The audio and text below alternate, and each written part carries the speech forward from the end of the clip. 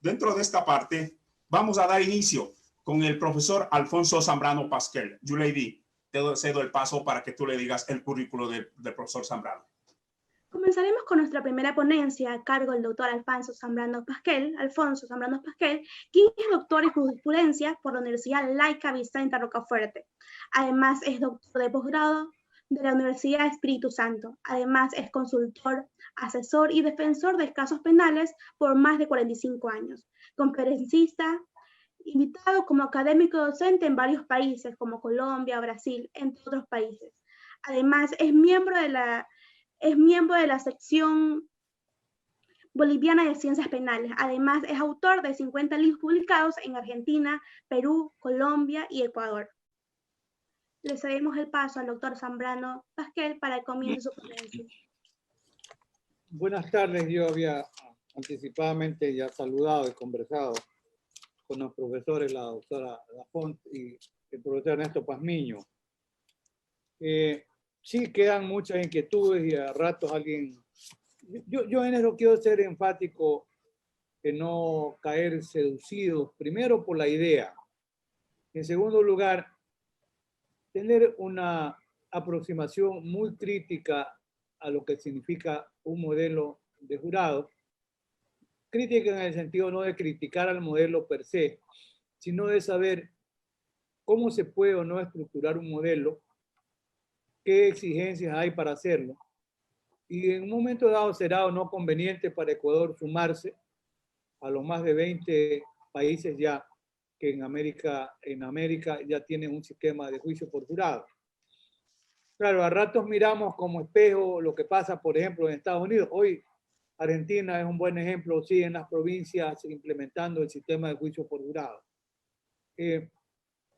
Durante algunos años yo he estudiado el tema como parte del material a compartir con mis estudiantes, porque yo siempre he pensado en la necesidad de que un profesor sea un buen orientador y aún en el evento no compartir una determinada posición la puedes exponer y los alumnos pues en la libertad de cátedra que tienen y de enseñanza puedan debatir y alguien de pronto encuentra motivos.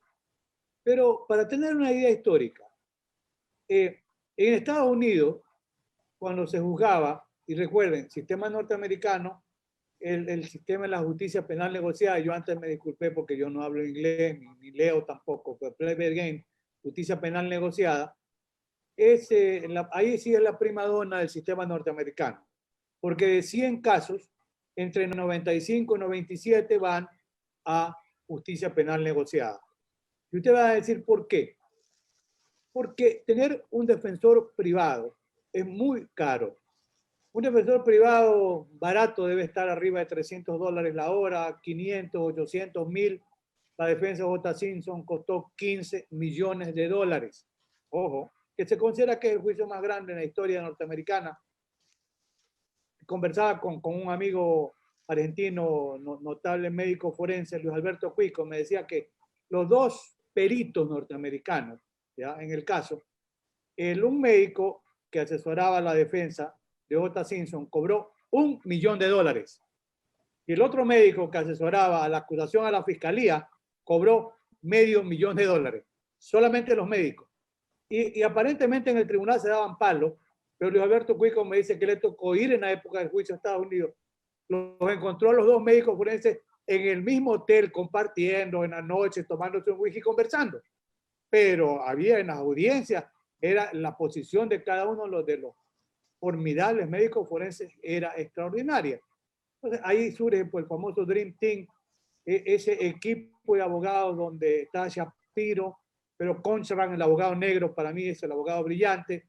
Está Bailey, que ya era un abogado muy curtido, pero ya estaba un poco ahí, medio retiradón, pero lo llevan.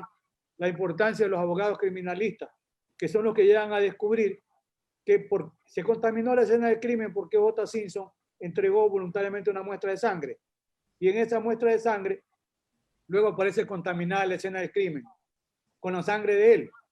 Entonces, los peritos en criminalística, abogados dedicados al ejercicio forense, que determinan que la muestra entregada por J. Simpson en la cadena de custodia faltaba sangre. O sea, ¿qué hizo la policía? Sacó parte de la sangre y contaminó la escena del crimen. A uno de los investigadores, a uno de los detectives de mayor experiencia, él guardó 2 días los zapatos y le preguntaron, ¿usted tuvo los zapatos? Sí, claro. ¿Y usted tiene 30 años como detective? Sí.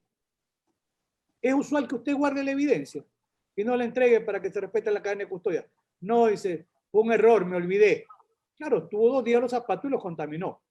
Pero fue la defensa de los expertos en criminalística que determina que había que presumir que se había sacado parte de la sangre para contaminar la escena. Más allá de las incidencias del proceso, por duda razonable lo absuelven. Yo en ese momento mencionaba, George Fletcher es extraordinario, para los que no habían escuchado, norteamericano, estudió Derecho Penal en Alemania, está catedrático emérito en la Universidad de Columbia, él va como profesor invitado a Alemania, o sea, es un peso pesado, un toro sagrado en Derecho Penal. Y es uno de los que cuestiona el sistema de jurado. Porque para Fletcher, para él, ese gran profesor de Columbia, para él, dice, él está convencido que O.J. Simpson era culpable. Pero el tribunal decidió otra cuestión. Y allí en el caso de O.J. Simpson, se creyó que iba a haber solidaridad de género, o un tribunal donde la mayoría puedan ser mujeres. ¿Qué es lo que no se percataron? No hubo solidaridad de género, hubo solidaridad de raza, la raza negra. O sea, mire, eso les pone en evidencia lo complejo que puede ser en un momento dado un sistema jurado. Y Estados Unidos, entre el 95% y hasta el 97%, justicia penal negociada. Entonces, de entre máximo 5 o 7 llegan a jurado. Otro caso emblemático, el juzgamiento que se le hace al boxeador Tyson. Incluso en Tyson se rompe un paradigma, porque antes se decía delitos sexuales, seguramente la víctima quería, ¿para qué fue? ¿Qué buscaba? Y es verdad, la Miss Negra, la Bahama, estuvo hasta en la habitación voluntariamente, pero lo que ella dice, yo no fui a tener relaciones sexuales, y yo dije que no, me atacó y me violó. Y en el tribunal primó el criterio, por eso se cambia el paradigma ahí en el caso, y dicen, cuando la víctima, yo digo esto siempre, la víctima de delito sexual dice que no, es no, no y no. Asiste hasta el final y lo terminan condenando y destruyéndole, por supuesto, la carrera del boxeador Tyson. Mire, no es tan sencillo, se dice, porque he leído mucha información. En el caso de juzgamiento, el famoso capo que quedaba en las 5 familias de Nueva York desmanteladas con la ley Rico en 1972, lo hace como fiscal en aquella época, Rudy Giuliani, hoy es asesor del presidente Donald Trump. El fiscal en el año 86 en Nueva York. Desmantela las 5 familias y queda sobreviviendo John Gotti. Después a John Gotti lo someten a una serie de procesos. Terminaba absuelto generalmente. Se dice que sobornaba a alguien del jurado y si no era unánime se caía el caso. En otro momento amenazaba, en otro momento le podían pegar un tiro a alguien de la familia, pero Gotti salía indemne, ¿verdad? Y luego se presentaba a la televisión para dar declaraciones. Hasta que un día lo condenaron a prisión perpetua y murió en la cárcel por un cáncer. Entonces, el sistema norteamericano tiene también en el estudio que se hace la incidencia que hoy puede tener los medios de comunicación. Y hoy que vivimos también los tiempos del lawfare, hay que admitirlo. Y sobre esto me pongo a revisar material y es interesante, he encontrado trabajos donde hay estudiosos que dicen, claro, el lawfare, la guerra jurídica, al desacreditar al enemigo, lo hace la fiscalía, lo hacen los jueces, los medios de comunicación. Pero hay una también lectura interesante del lawfare. El lawfare que utiliza la delincuencia organizada, tiene dinero, pues puede contratar abogados para que emitan opiniones, compre espacio en la televisión. O sea, también el lawfare, ojo, hoy se ha convertido en una arma de guerra también de la delincuencia organizada, también de la corrupción. Y esa es una lectura importante para el momento que tenga que discutirse el tema. Pues bien, yo quería decirles esto para que aprecien en un momento dado qué cuestionamientos se le hacen al sistema norteamericano. En Ecuador hubo el sistema jurado creo que hace 80 años. Ese querido amigo, el profesor Zavala Vaquerizo, se mostraba reacio. Y él decía que le preocupaba la calidad de los oradores, la mala calidad de un orador también, la incidencia, quién es la víctima. ¿Ya? Recuerden ustedes cuando se intentó procesar a los Kennedy en la Florida, el tema era en la selección de jurados. Se puede cuestionar, ¿usted qué piensa de la familia Kennedy? No, yo creo que son capaces, está inhabilitado, porque es un tema que he visto en el colectivo de abogados, en algunos de los que comparto la posibilidad de conversar, comentar, que se dice, bueno, ¿y qué? Pensemos que tenemos el acceso a un jurado. ¿Y qué pasa con el jurado? ¿Se lo puede impugnar? ¿Cuándo hacerlo? Es decir, la verdad es que, y yo ya he sugerido, si nos queremos enfrascar en la idea, hay que ponerse a leer, hay que ponerse a estudiar, para saber que sí hay reglas. Por eso es que la sentencia de la Corte Interamericana de Derechos Humanos del 2018, hay en mi página web, yo no gano nada, ojo, por el ingreso a mi página, de manera que es gratuito, pero hay un link de juicio por jurado. Y debo incorporar otro, que es ya las leyes y los proyectos que están aprobados en Argentina. Tengo ya listo para subirla y decir, mira, esto va en Buenos Aires, esto está en el Chaco. Incluso la Corte menciona, por ejemplo, la legislación en el Chaco. Interesante, tiene dos aspectos. Primero, la paridad de género, hombres y mujeres. En segundo lugar, yo no sabía, la legislación que recién aprueba en Chaco, ¿ya? Determina en el caso de juzgamiento a personas que pertenezcan a la etnia indígena la necesidad que los jueces sean indígenas. Eso es interesante. Si algún día en Ecuador nos decidimos por el tema, un hecho que deba ir a un jurado cometido delito por un indígena tiene que ser juzgado por los propios indígenas, ¿ya? Entonces, hay bastante, mucho trabajo, hay mucho material que tendría que ser discutido. Alguien dijo hace un momento, habría que reformar la Constitución. Yo también pensaba eso, hasta el fallo de la Corte Interamericana. Porque el fallo de la Corte Interamericana dice, analiza claramente en el aspecto macro, si, primero, si el tribunal, ya vamos a ver algo, se adapta la resolución de la íntima convicción, o sea, resuelve por su subjetividad, por lo que está convencido, dice si respeta estándares de convencionalidad. La convencionalidad significa el Pacto de San José, las resoluciones, sentencias que se dictan, y el 8.1 del Pacto de San José, que tiene las garantías. Las garantías son similares a lo que vendría a ser el 76 de ahora, que es el derecho al debido proceso. Es formidable, pero dice la sentencia, tiene cosas muy interesantes. Cuando se diseñó la Convención Americana, no se pensó en un modelo de jueces de derecho o de jueces de un jurado, de jueces legos que no saben derecho. O hay un sistema escabinado, esto para los que no saben, aquí hay estudiantes, que es un sistema mixto, porque alguien dice que hay abogados. ¿Cuál es el riesgo? ¿Qué es lo que pasa en España? Que los abogados le podemos sugerir a los que no son abogados cómo aplicar, cómo interpretar, porque el que no es abogado puede decir, oiga, doctor Pazmiño, pero ¿usted qué opina de este tema? ¿Usted que no cree? Ah, bueno, mire que la prueba tiene que ser valorada de esta manera y de esta otra. O sea, hay una situación con el escabinado que puede influir. Puede que sí, puede que no, puede que un juez abogado instruya bien al jurado, pero no lo sabemos, estamos jugando con expectativa. Pues bien, lo primero que dice, ¿y por qué es emblemático este caso del sistema interamericano? Sí, en Argentina, la Asociación de Sistema de Jurados de Argentina está muy contenta por el fallo. Andrés Harfuch es el presidente de la llamada Asociación Argentina de Juicio por Jurado. Yo lo conocí a Andrés hace unos 20 años. Él era defensor público en San Martín, sigue siendo la defensora general. Él vino a Ecuador cuando con el Mundo Gran Viaje y Walter Guerrero trabajamos con la CL de Quito para armar el anteproyecto del primer Código de Procedimiento Penal de Ecuador, que es el año 2000. Hacia el año 98 vino Andrés, muy joven, y conversamos. Él vino a darnos algunas ideas sobre el tema de la defensa pública porque él tenía buen entrenamiento. Y hoy es la persona que en Argentina trabaja muy directamente con potencializar y defender el sistema de juicio por jurado.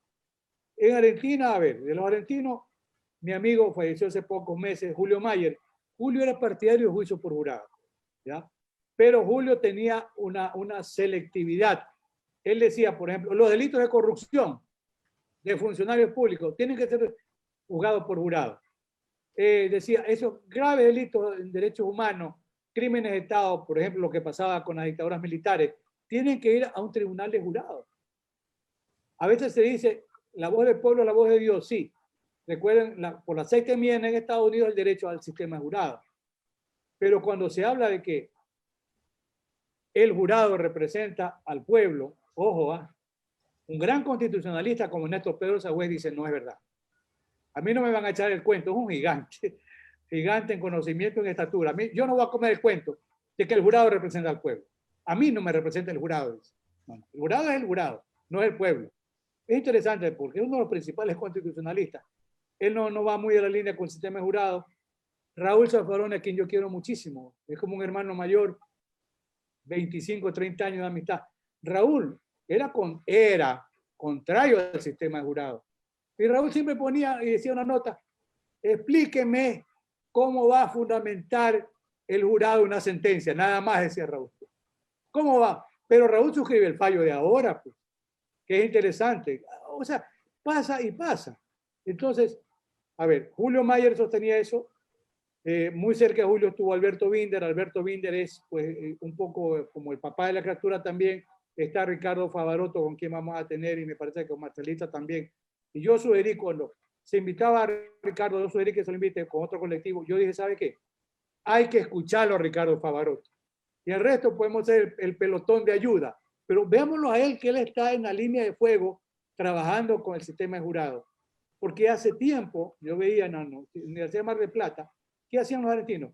Daban capacitación a las personas para que sepan cómo tienen que actuar, porque ese es un tema también de capacitación.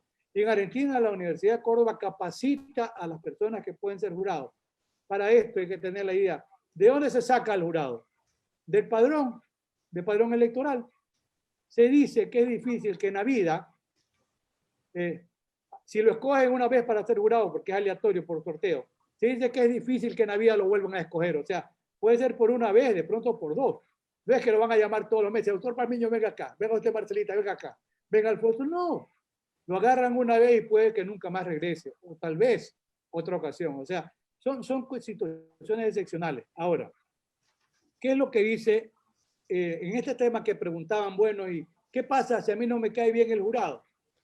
Bueno, hay lo que se llama desinculación. Una especie de juicio dentro de juicio. Explico. Se convoca al jurado. Estos salen de manera aleatoria. Los abogados y la fiscalía también va a examinar y puede estimar y puede decir, este no me conviene, lo impugno. Ahí la legislación cambia.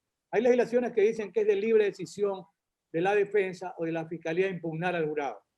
A veces, por eso, en el sistema norteamericano, que gastan mucho en los trabajos de defensa, se pagan investigadores para ver toda la vida, pasión y muerte de un jurado, hombre o mujer. ¿Qué problemas tiene? Entonces, ¿para qué? Para estar los abogados preparados para poder impugnar. Pero hay legislaciones que dicen, basta por el derecho a la defensa que diga que no quiere a esta persona. Ahora, en Argentina, incluso por lo que vengo leyendo durante un buen tiempo, hay, como es legislación federal, hay legislación que le permite al ciudadano escoger si quiere ir o no al jurado. Puede decir, no, señor, yo no quiero un jurado, quiero un juez.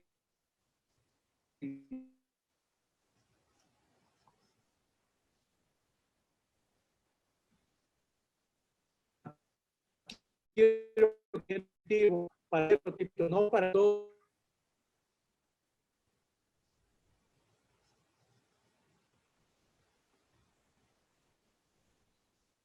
Profe Zambrano, está apagado su micrófono. Cuando me sacaron del aire se apagó, pero no hay problema. A ver, si hay cómo recusar a los jueces, claro. Eso lo estudian los abogados. Algunos sistemas, como decía, permiten recusar. A mí no me gusta, y otros decir, bueno, ¿por qué no le gusta? Profe, le faltan 2 minutos para que termine su ponencia, por favor. ¿Seguro? Seguro. Yo asumía que tenía 15 minutos y me faltaban 5. No, pero bueno, no hay problema. Le falta 2 minutos, profe Zambrano. Yo hablo rápido. A ver, en este litigio se dice debe haber un control de las partes en la práctica de la prueba, fiscalía y defensa. ¿Quién hace el control de admisibilidad de la prueba? Es un juez técnico, un abogado. El juez técnico tiene que instruir al jurado, no es que van ciegos. Tiene que instruirle cuál es la labor o tarea, incluso por eso serán que hay anotaciones que hace el jurado. Y le dice, admito, puede un juez que sí es abogado, en el poco tiempo que tiene, y yo he escuchado de audiencias reales, en vivo, a los jueces instruyendo cómo tienen que apreciar la prueba. Recuerden ustedes que el jurado no puede participar, no puede preguntar, no puede pedir aclaraciones. Por eso el juez le da instrucciones antes de la práctica de la prueba. Y hay sistemas que dicen al juez, cuando termina el juicio, vuelva a darle instrucciones. ¿Para qué? Para que sepan resolver de la mejor manera. Incluso hay legislaciones que el juez, si el juez aprecia que hay un veredicto de culpabilidad, porque el juez es abogado, que va contra la prueba, ¿qué hace el juez? Puede anular incluso el veredicto. Ahora, la idea siempre fue, lo decía Julio Mayer, el sistema norteamericano también, si una persona es declarada inocente, ¿ya? En un sistema de jurado, ahí funciona el non bis in idem, no puede ser juzgado dos veces por los mismos hechos.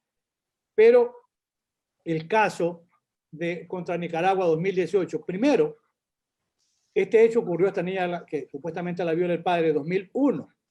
Fueron 17 años. O sea, también es terrible. En el 2002 la mamá presenta la queja a los 16 años. Dicen actuó mal el sistema de jurado. Porque, y aquí es lo interesante, puede motivar el tribunal con íntima convicción. Yo sostengo que no. Pero la Corte dice que sí hay motivación, aunque no de la manera expresa que lo hace un juez de derecho. Sinceramente a mí no me convence mucho la idea. Digamos que es íntima convicción, pero esto de que sí motiva, pero no lo dice, ¿cómo es eso? Entonces, por eso hay un análisis de la prueba en el caso contra Nicaragua. Y aquí también rompe un concepto que el sistema interamericano debe servir ¿para qué? Para atender los derechos del justiciable. No, también los derechos de las víctimas.